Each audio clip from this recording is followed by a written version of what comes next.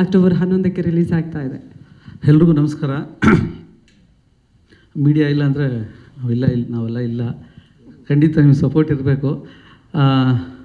ಈ ಸಿನಿಮಾ ಅದ್ಧೂರಿಯಾಗಿ ಭರ್ಜರಿಯಾಗಿ ನಮ್ಮ ಬಹದ್ದೂರು ಸ್ವಲ್ಪ ತುಂಬಾ ಪಗುರಾಗಿ ಈಗ ಮಾರ್ಟಿನಾಗಿ ಬರ್ತಾ ಇದ್ದಾರೆ.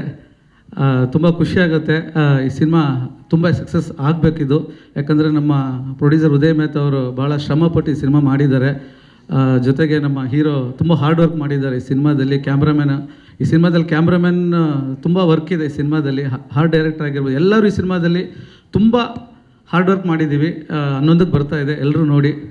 ಜಾಸ್ತಿ ಮಾತಾಡ್ಬಾರ್ದು ಅಂತ ಹೇಳಿದ್ದಾರೆ, ಅದಕ್ಕೆ ಓಕೆ, ಥ್ಯಾಂಕ್ ಯು.